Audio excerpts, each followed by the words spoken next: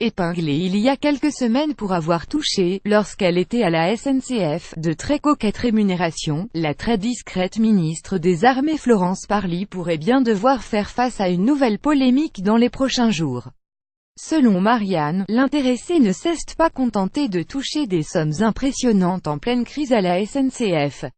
En 2014, elle a également empoché un parachute de 675 000 € lors de son départ d'Air France, révèle l'hebdomadaire. Avant de recevoir ce parachute doré, Florence Parly a, par ailleurs, touché une moyenne de plus de 79 000 € net mensuels de la part d'Air France, soit environ 69 SMIC, fait observer Marianne, qui s'est penchée sur la nouvelle déclaration d'intérêt de la ministre, comprenant ses rémunérations des années 2012 à 2015, les très coquettes rémunérations de la ministre Florence Parly à la SNCF, une entreprise en difficulté. Ce fameux parachute interpelle à plusieurs titres.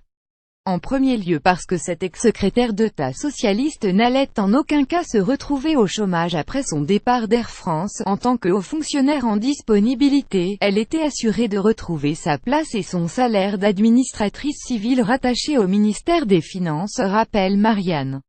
Mais aussi et surtout parce que la compagnie aérienne française connaissait alors de réelles difficultés, avec en 2012 et 2013 deux plans de départ volontaires, soit la suppression de 5 122 et 2 800 postes, puis en 2014 des pertes financières évaluées à 129 millions d'euros. Sans compter que son bilan à la tête de la branche cargo du groupe, puis en charge des courts et moyens courriers à Orly, est loin d'être éblouissant, souligne l'hebdomadaire. Florence Parly n'est toutefois pas la seule haut placée d'Air France à avoir touché un tel parachute doré ces dernières années. Marianne évoque une tradition ancrée au sein de cette entreprise, au même titre que le niveau important des rémunérations des dirigeants de la compagnie. SB.